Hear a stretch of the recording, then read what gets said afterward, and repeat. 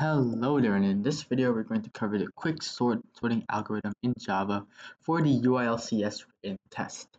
So, what is the quick sort algorithm? Well, I provide a definition. I stated it as a sorting algorithm where a pivot value is chosen, and that pivot value gets sorted to its proper position. That should not say partition, that should say position. Oops. Let me fix that real quick. Make this say position, where a pivot value is chosen and gets sorted to its proper position. The elements to the left and right of the pivot getting recursively sorted in the same manner. So, in order for me to basically show you what this really means, because reading it definition-wise seems kind of weird, right? So let's take a look at an example. Let's say we have 3, 4, 7, 8, 9, 2, 1, 6. Oh, here, let me write a little bit better. Like 3, that's a little bit worse. Okay. 3, 4, 6, 7, 8, 1, 2, 5. That's definitely completely different from what I originally said. Okay, so this is our first call, right? So essentially what we do is we first define a pivot value. So the quicksort algorithm basically takes a pivot value, right? I've said it right here. What really is the pivot value? Well, the most common application, the most common placement of the pivot value in most algorithms is the end.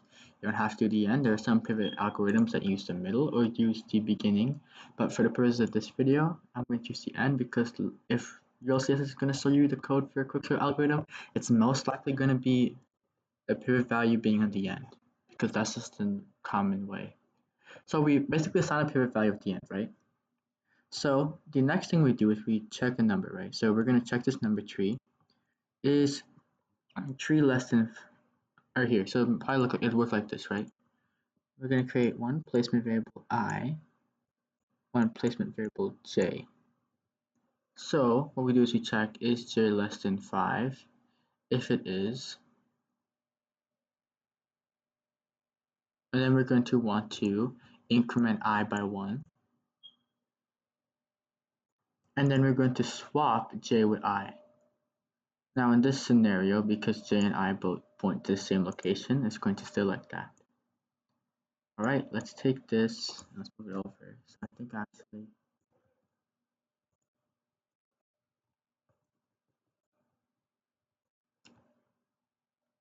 okay, first let's start with an explanation of what the pivot is, or what it means to sort the pivot.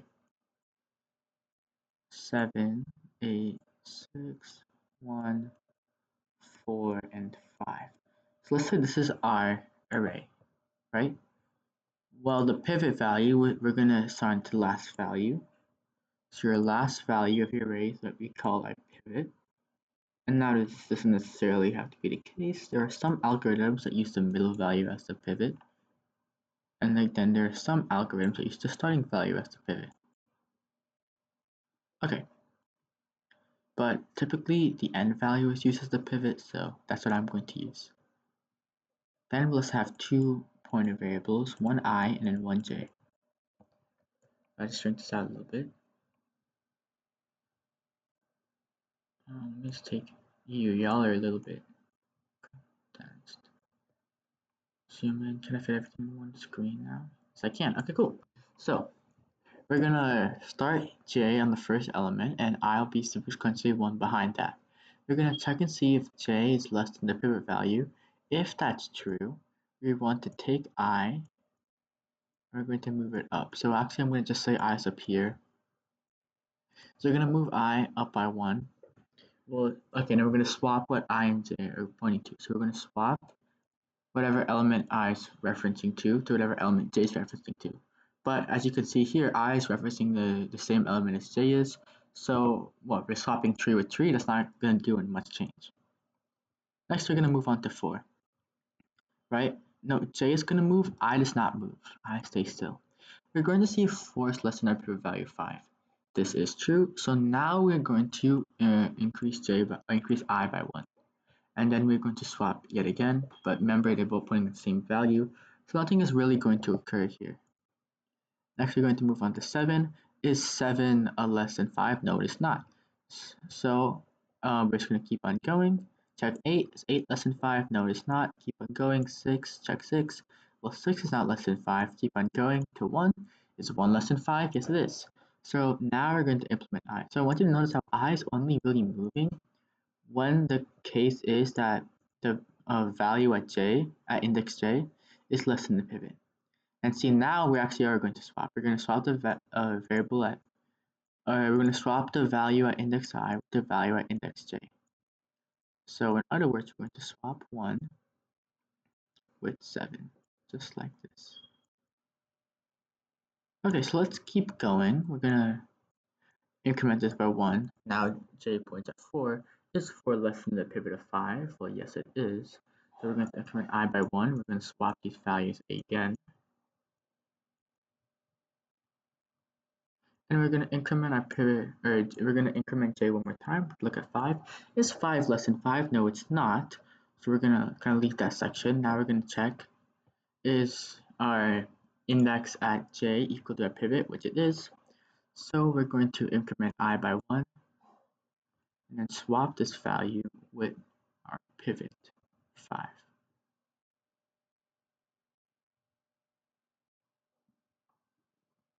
Excuse me. I'll delete that. We're 6 here. And again, right, we can't implement ij anymore.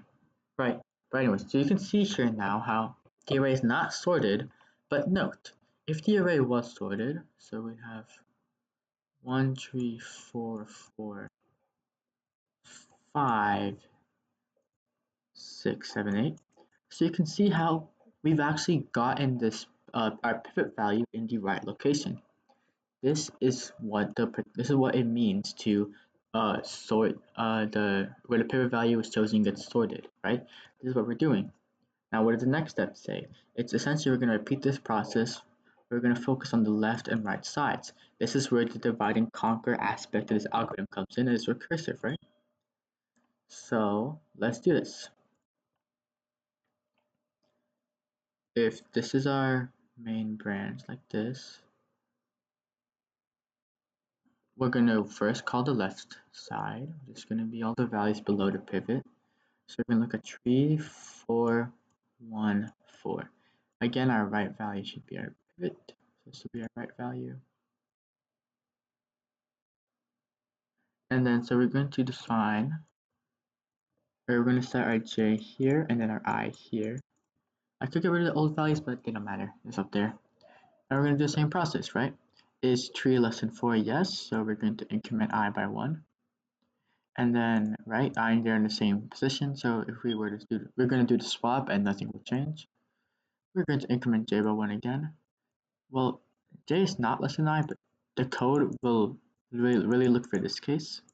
Or if j is less than or equal to the pivot value. So this will return true. So we're going to increment I by 1. We're going to swap I and j, which will still do nothing for our code because I and j are in the same location. So then we're going to move on. Putting j at 1 is 1 less than 4. Well, yes, it is. So we're going to increment I by 1 again. And we're going to swap this and this. Nothing really happens. So we're going to move j here.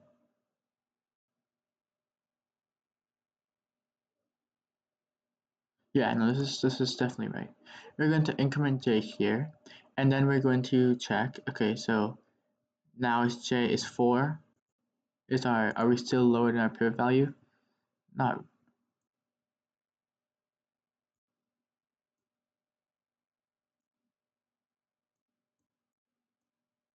Okay, so now that we've reached the pivot index, what we're going to do is we're going to increment I by 1 again, and now we're going to swap this. So we're going to swap 4 and 4, so we're going to get 4. So we're going to look at 3, 4, 1, 4. Now we can check, right? If our array was sorted, it would look like something like 1, 3, 4, 4. And so then you can see that 4 is in its right position. Next, we're going to subdivide this again. So subpartition. focusing on the 3 and 4 in this call, or no, sorry, focusing on the 3, 4, 1, because our left partition is composed of elements, the left of the index, of the pivot,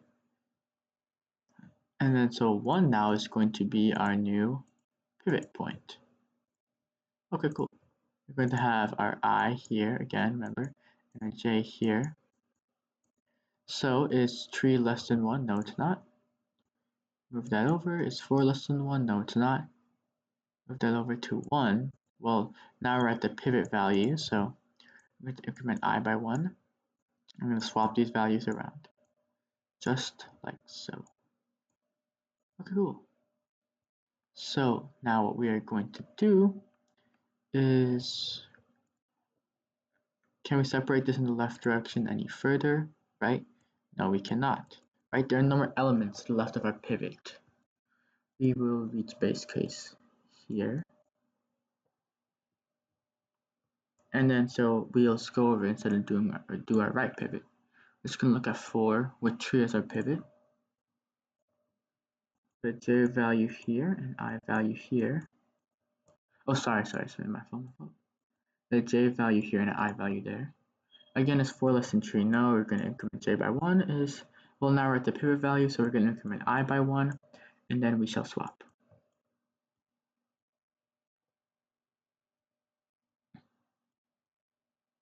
So, overall, this section returns 1, 3, 4. Now we fully evaluated the left side of our pivot. Well, let's see, can we evaluate the right side? No, we're going to reach a base case. Or we're going to reach a base case because nothing is there. So we can take all of this and replace it with 1, 3, and 4. So now we have 1, 3, 4, and then the 4 left over here. Remember, because the 4 is still here, because when we did that sub call to the 1, 3, 4 member, we didn't include this value. So this is still kind of here. Like, imagine it's just waiting, and it's waiting for, if I go back a little bit, this is what's actually getting called in the next sort. So then that explains why that disappears. It's replaced with this recursion. Pretty cool. Okay, cool. So now we fully evaluated the left side of this function, and we got 1, 3, 4, 4. So we've evaluated everything to the left of the pivot. Now we must evaluate everything to the right of the pivot, which is the 7, 8, and 6. So 7, 8, and 6 will be our pivot. So we'll just run this. We'll have I here, J here. We're going to see if is 7 less than 6? No, it's not. Is 8 less than 6? No, it's not. Well, now we've reached our pivot value, so we're going to increment I by 1. And we're going to swap them. So we're going to go we, we're going to go we, we're going to go here, we're going to go here, and we're going to go here. Okay, cool. So now 6 is our pivot. Well, we can't do anything at the left, right? We're going to reach base case here, if we even try. So let's just, we can only evaluate the right. So we'll have 8, maybe something like this. We'll box that in, circle it in. 8, 7 is our new pivot. I here, J here. That's a horrid I, holy chopped. I here, J here. So J is 8. Is 8 less than 7? No. So we're going to increment J by 1. J is 7. Is 7 less than 8? Yes, it is. We're going to increment I by 1. Sorry, I'm stupid, right? No, we're at 7, right? So we're at the pivot value, so we're just going to increment I by 1. And we're going to swap. When we're at the pivot value, we just swap. Right? And so this is going to return, I delete this, we're going to get 7, 8. And so pretty much this whole expression is going to be 7, 8. So we said that this portion of the expression, right, we kind of view it as this loop in here is responsible for this stuff, while this loop here is responsible for this stuff. So all of this we can just replace with, or all of this would have been replaced with 1, 3, 4, 4 originally. Sorry, I didn't do that originally. And all of this now we replace with 6, 7, 8. And that is it sorted. Just real quick, one thing I neglected to do, if I keep on going back, or as back as I can go, but let's say before we even evaluated this, right, when we're over here, I should have taken this and replaced this with this before I began evaluating anything. Okay, that's kind of too big, but anyways, you get the point. We're supposed to have done that before we evaluated anything to this right side. That was my mistake, but hopefully you still understand the whole concept of sort. I would say just if you understand the recursion of the divide and conquer algorithm, which we explained in merge sort, you'll actually see that this algorithm's sorting mechanics is a lot more simpler than merge sort, and that's actually good because it has a potential to actually be way faster than merge sort. Okay, so let's go over coding this. So I have the basic structure here. Let's add our base case. And do this. Return. Let's get our value. It's going to be the call petition. Passing in an array, start and our end. Just let it make that for us. And then we'll do our divide and conquer stuff. Speed start to pivot one. This represents our left partition. This is going to be quick sort array and pivot plus point at the end. It's going to represent our end right partition. Okay, so that's this function done. Now let's actually define the partition function. We'll create an int j that starts on the start value. That is j-1. Then we can do while the while our j index while we haven't reached our end index yet, or I can just call this our pivot index. That's really what it is. Then what we want to do is check if our array at j is less than the array at the pivot index. We want to do a swap, right? So we want to do I plus plus, then we want to get we'll store that in a temporary variable. We'll swap, and then we'll just do, sorry, that's wrong. We should do this, and then we can do this. So there's a swap completed. And then once we're out of here, this is the condition where j is equal to the pivot. So we're going to just copy this over, run this again. We should really copy the whole thing over. And then you might be saying, okay, what are you going to turn? Are you going to turn j, I to pivot? We're going to return I. Because remember what happens, right? If you're looking at an array, j represents like the pivot value, which is at the end. When we swap I, now the pivot is properly sorted at index I. You remember from our example. So we will just return I. Okay, so that is the code written out. Not seeing any errors anywhere. J is getting incremented, right? Everything is, oh, nope. Oops, that is a problem. It's going to make us have an infinite loop. In a while loop, right, we have to keep on incrementing J. Let's go up, and I already have the function right here, the array. Run this. Yeah, okay, boom, we get the implementation. So let's actually go and explain this code. Right, it can be a little bit complicated. We're using recursion. Let's take this. Let's first start by analyzing what this base case means. Okay, so here we are on the code, right? Here we are at a function. So what we said, we had this, and then we broke it into this, and then, or let's say we're looking at this again, right? Oops, let's go back in. So we had 1, 3, 4. Our partition value was 4, and this is our right. So what does this really mean? Well, or sorry, this should be 3, 4, 1. 3, 1, 4, I think. Or no, 3, 4, 1. Yeah, that's fine. It's 3, 4, 1 with our position value of 4. Our pivot is 4. And then this is the right side, right? Well, we can evaluate this, and we'll evaluate that and make sure that's right. La-di-la-di-do, whatever, right? But then when we try to evaluate the right side, look what happens. So the right side will be handled by the called the quick sort.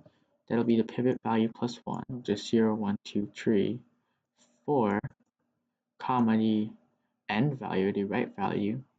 We said, remember how we defined the end of a pivot? Or our end value will be 3 here, right?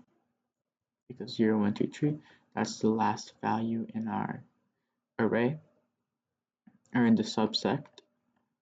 And now look what happens. Well, you're gonna see that our lower value is now greater than our starting value. This is gonna return that base case, right?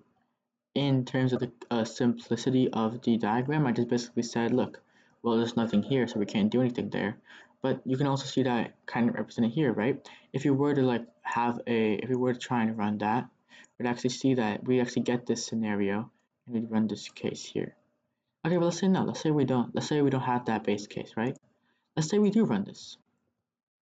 Well, what actually happens? Well, we're going to call the partition function, right? Over here, first product function is going to take that value, and then right here, immediately we're going to kind of run into our issue. We're going to start at 4, so we're going to have a j is equal to 4, a pivot equal to 3. We're going to say, well, 4 is less than 3, that's not going to run. Then we're going to try and go here. We're going to try and change and then we're going to modify the array here.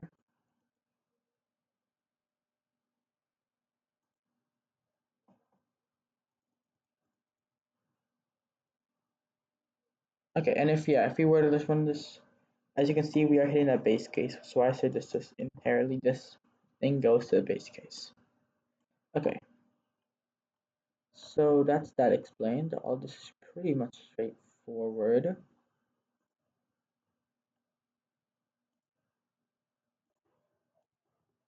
Okay, so let's actually explain what's going on with this quicksort function. Let me delete some of this. Okay. So I think the only really confusing line in this first function is right here.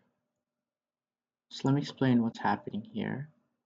Let's use this example. We had 1, 4, 3, pivot of 4, and we had nothing here. So this will evaluate, go normal, right? But then when we get to the right side, we try and call this. So this would be quick sort of our pivot value, which is 0, 1, 2, 3, plus 1 is 4.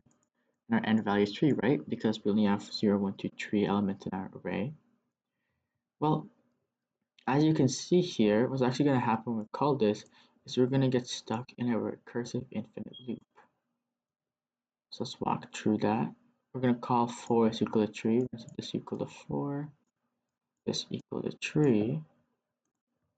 Let me run this into the code over here. So this is 4, this is 3. So we're going to say 4 is going to be, 4 is greater than 3, so it's going to go like this. We're going to increment I by 1 in our array. So if I now is pointing, well, I is pointing at 3, now I is going to be pointed at 4. So already you can kind of see a problem, right? We're saying I is 4 and j is 4. So when we swap, nothing is happening. So whatever we're returning, we're going to return the exact same value. So pivot stays the same. So if the pivot stays the same,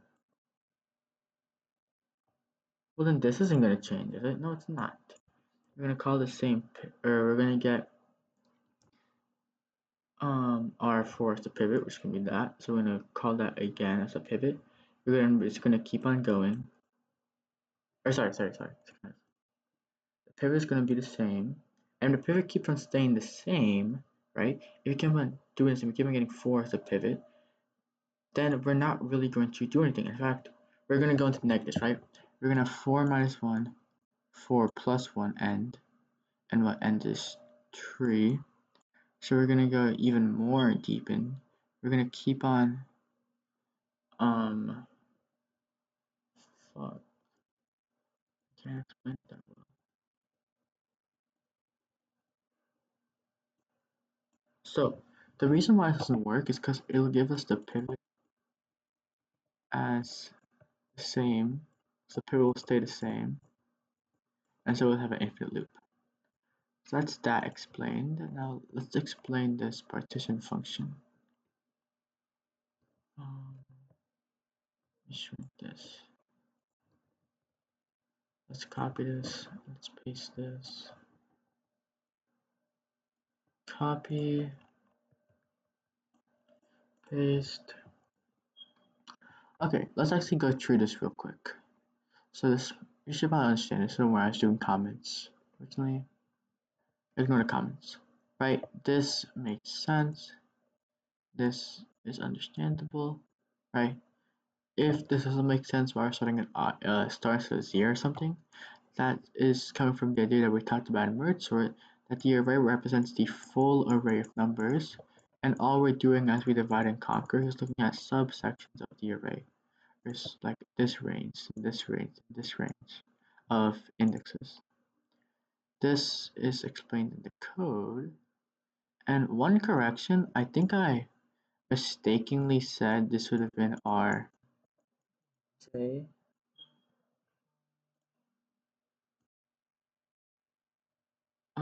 yeah, I think I said in an earlier instance that this is the true, this is what it should be like. I was actually mistaken here.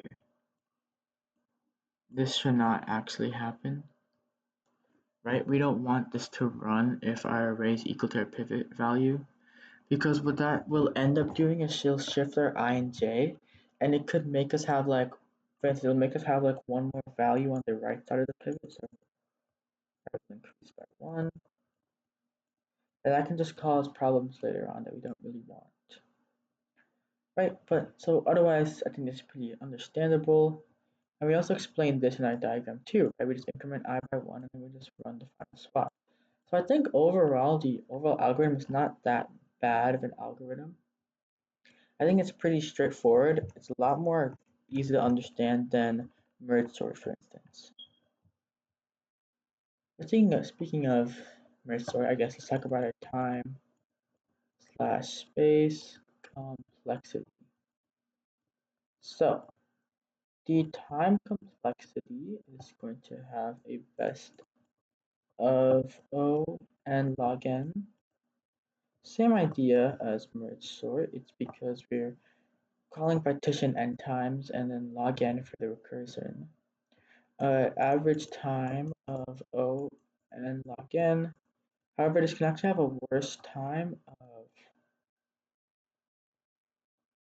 O n squared when if our array is fully sorted.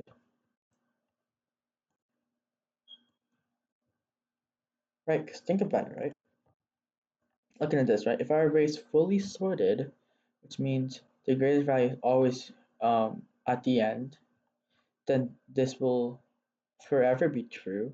We're going to forever run this for every single value.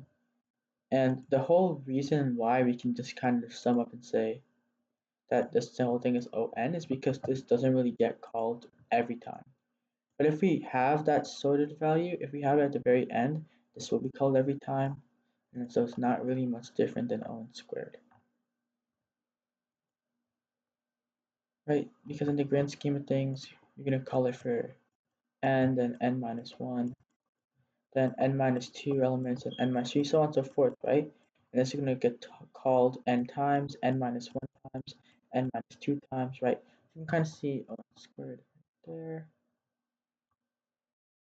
Let's move on to space complexity. So the best space complexity for this algorithm is O of n log n. The average is O of n log n, and then the worst is O of n. So your worst possible is O of n.